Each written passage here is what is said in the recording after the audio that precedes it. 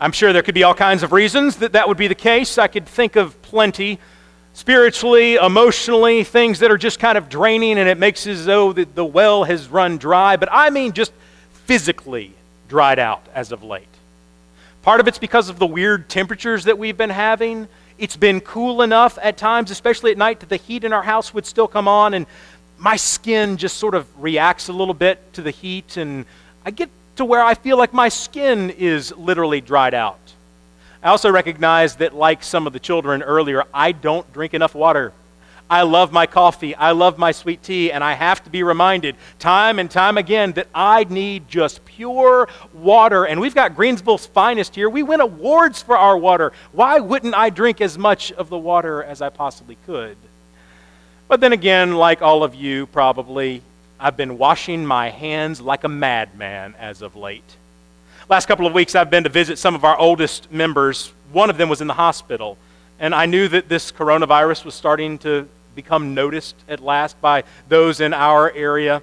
And I was not going to bring anything to this man while I visited him. He was going to have surgery, and then he later on was recovering from surgery. I walked into the hospital. There was a hand sanitizing station. I used it. I went to the elevator. After I pushed the button, there was a hand sanitizing station. I used it. I pushed the button for the floor. I got out. There was another one. I used it. I got into the man's room, and I had just used the door handle. I don't know who else had been using that door handle. Just to my left, there was a hand sanitizing station. I used it. I was not going to bring one germ that was not already in the room. But my hands have started to pay the price for all of this cleansing, shall we say. Starting to get a little cracked and get paper cuts more than I normally would. It's gotten so bad that actually my dermatologist noticed. I didn't used to go to the dermatologist. That's one thing that we men would just sort of not normally do. But the year that Hattie was being born, we had used up our deductible, and Leah said, "You're going to every doctor you might possibly need." And so I went to the dermatologist. Sure enough, there was this very, very small precancerous mole that required like a 3-inch cut. I now have a scar on my back, and anytime I'm at the beach or at the pool and somebody asks me about it, I like to say it's from a knife fight from my misspent youth before I found Jesus. Nobody seems to believe me. I don't really know why. But I was back at the dermatologist just this past Monday. She said, "Your skin's getting really dry." And I said, "Yeah, I know. I need to drink more water. Yeah, that's probably the case." And she said, "Well, as we're getting older..." I'm 37. Why is she talking to me about getting older? But my skin even, it's thirsting. It needs moisture just like I need water to live. Now, we all know what it's like to feel a little dried out. We know what it's like to feel thirsty. We know what it's like to feel dehydrated. Anyone who has done exercise and lost a lot of water through perspiration knows that you need the water in order to get from point A to point B if you're on a run or a bike ride or just to make it through your CrossFit exercise, whatever it may be. But then those of us who have been sick, too, we know what a lack of water can do, what dehydration can do, not just to the body, but to the mind. And then again, many of us who've been through times of trial and turmoil, we know that if we're not spiritually hydrated, that if we don't have some sense of connection with the divine, if we're not being constantly fed and nourished through the Spirit, that we are just going to feel completely depleted and unable to even function. So here in the Gospel of John, Jesus takes a little break by the well in Sychar. We know, as was pointed out in the children's reflection again, that Jesus knows what it's like to be thirsty. He fasted from food and water for a really, really long time, and he knows that as he's walking along and teaching and preaching and healing, he's going to need to be nourished. Luckily, even though he has not brought a bucket of his own, a jar of his own to draw from the water, he's not alone there. A woman shows up. It's pretty strange for her to show up at this time. If you're familiar with this text, you know that most people, particularly in the first century, and then a lot of women in the world still today who do not have running water, they go to the well first thing in the morning. They need the water to get through the day. They need the water to cook, to wash, to bathe, whatever it may be. They need the water as soon as they can get it. If nothing else, water is heavy. And if it takes you a decent distance to get from the well to your house, you want to go in the cool of the day. You do not want to go in the middle when the sun is high and it is going to be harder than it could be. But this woman shows up at this strange time. I think it's worth pointing out that we don't know her name. She's simply called a woman of Samaria. Now, I'm one who believes that the writer of the Gospel of John does not do things lightly. He does not simply write this in passing. I think he is making a point here. After all, just the chapter before, we hear of Nicodemus, a man of influence and power and education. He's given a name. But this woman of Samaria is not. I'm reading into John a little bit here perhaps, but I think he's making a comment on maybe the gender politics of the day. Or maybe it's just this archetypal aspect of things. That in that world, in that time, this person was a woman of Samaria. She had no influence. And Jesus really had no business talking to her according to the customs and the laws of the day.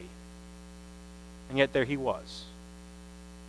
He didn't simply see a woman. He didn't simply see a Samaritan. He saw a child of God. Now we recognize, if you know anything about the history of the Jews and the Samaritans, that they did not get along. They were like the Hatfields and the McCoys of the day, only much grander scale and with religious backing behind it. The Jews looked down on the Samaritans as if they were half-breeds, impure, a mixed race that did not work with their sense of purity, customs with the chosen people of God. And so they avoided them. But there was Jesus not only talking to this woman, but also using Samaritans as the heroes of his story in his own kingdom, the parables that he told.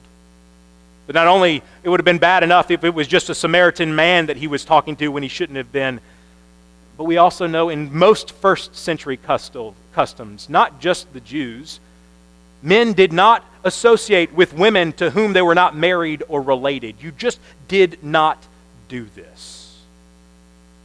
But thankfully, Jesus is willing to go where other people are not willing to go. He's willing to look beyond the customs and the accepted norms to bring the water of life wherever it is needed. Jesus asks her, "Can you give me a water?" And the woman sort of thinking, "Where's your jar?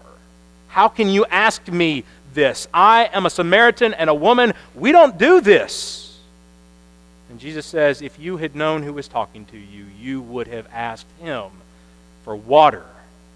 You have to keep coming back to this well every single day, and each day you wake up and you're thirsty, but if you drank from the well that I drink from, you would have everlasting life.